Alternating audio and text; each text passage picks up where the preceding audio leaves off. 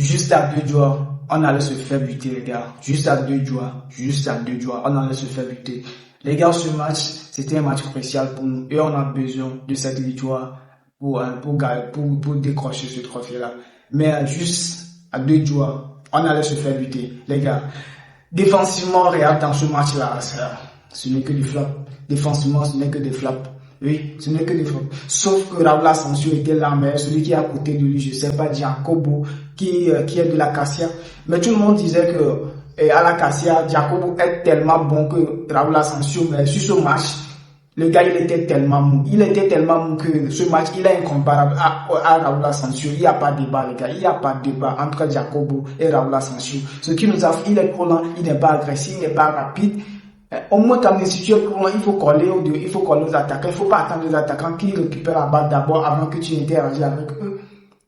Il est trop moins premièrement, c'est lui qui a causé le penalty. Secondo, c'est lui qui était lent dans son tacle pour le second but.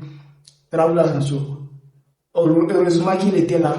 Et le fils de Carlo Ancelotti, lui aussi, il était là. Aujourd'hui, il a fait un très bon match qu'on ne peut pas se jeter sur lui encore. Quand même qu'il faisait des bons et des mauvais matchs qu'on en parle même.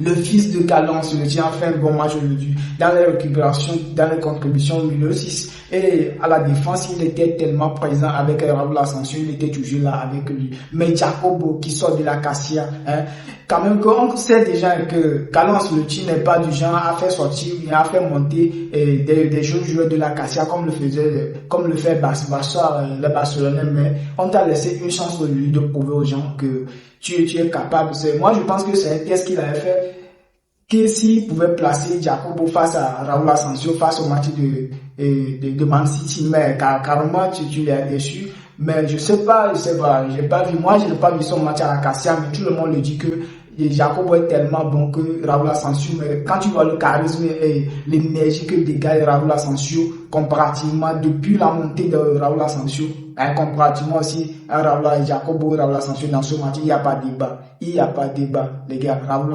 Asensio, il est au top. Il n'a pas fait un très grand match aujourd'hui en tant que tel. Il a assumé ce qu'il doit assumer. Mais Raúl et Jacobo, il a revu son cas. Parlons de Rodrigo, les gars.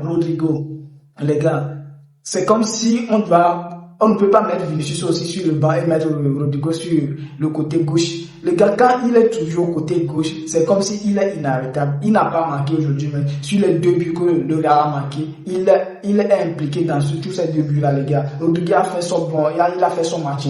Rodrigo, il a fait son match. Moi, je pense que c'est pour le Real seul que Rodrigo peut jouer au côté droit. Sinon, à part le Real, Rodrigo, il sera un titulaire indiscutable au côté gauche. On ne peut pas mettre Vinicius aussi sur le banc. Pour ce match aujourd'hui, on peut parler de Brahim Diaz, les gars, les balles au pied. Quand tu vois son jeu, c'est comme Lionel Messi, les balles au pied. Les balles au pied, les gars. Vous voyez le but qu'il a failli marquer, le petit lobe qui a tapé la balle de transversale. Vous voyez la passe qu'il a délivrée. Les gars, c'est beau à voir, c'est génial. C'est ça qu'on attendait dans ton cas de pointe. À la dernière minute, dernière seconde de l'arrêt de jeu, il a délivré cette passe-là. Et vous voyez la tête qu'il a donnée. La tête que ce petit a donnée. Gonzalo Garcia. Et on a des jeunes comme ça à la Cassia qui viennent, qui montent. Moi, comparativement à son coup de tête, quand même que Endrick a marqué, mais on en revient sur Endrick. Quand même que Endrick a marqué dans ce match, mais on en parle d'abord pour Gonzalo Garcia. Gonzalo Garcia, le coup de tête il a marqué, ça prouve déjà que c'est un joueur talentueux qui sait comment marquer des buts. Vous voyez les détentes à l'air qu'il a fait. Ça ressemble à un joueur, un attaquant de pointe. L'agressivité, le renard de surface, il a ça dans le sang. Comparativement à Endrick, lui avait fait plusieurs fois ce genre de sang dans le match, mais il a loupé.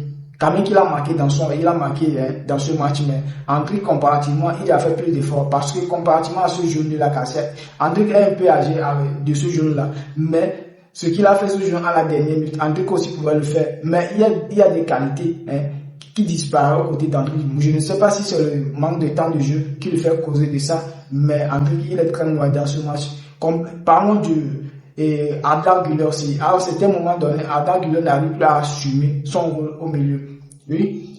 Comparativement à Lamine Yamal, je trouve qu'il y a plus de débat entre Lamine Yamal et Arda Güler parce que les matchs d'Arda Güler en ce temps-ci est très moyen. Comparativement à Lamine Yamal, il n'y a plus de débat, les gars. Moi, je trouve qu'il n'y a plus de débat. Quand vous voyez les précédents matchs Adam Güler, quand il était à Fenerbahçe, c'est un joueur impeccable.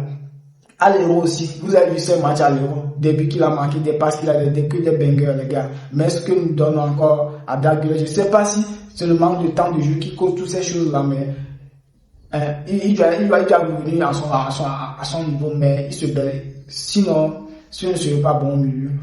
Notre défense, ce n'est que des failles aussi. Je ne sais pas pourquoi lui aussi il est sorti de la blessure, il s'est blessé aussi, mais pourtant c'est lui qui ne joue jamais. David Alaba, je parle de David Alaba. À la défense, notre défense, on doit faire très gaffe.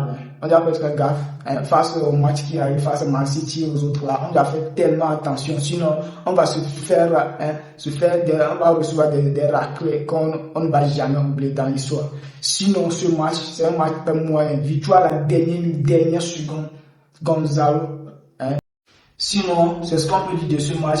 Et on peut remercier le fils de Carlo Ancelotti dans sa récupération de balle et dans son aide qu'il a apporté à la Asensio, dans sa distribution au milieu 6. Et il a fait aussi des frappes mais qui se contrées plusieurs fois par les défenseurs du Leganés.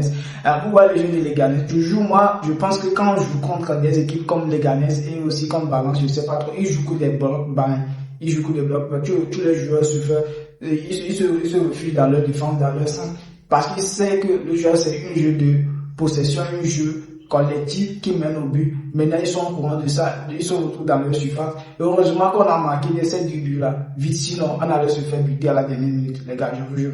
Donc, dites-moi ce que vous en pensez de ce match et de liker cette vidéo pour plus de référencement. Et n'hésitez pas à vous abonner pour ne plus manquer aucune de mes prochaines vidéos. Peace out.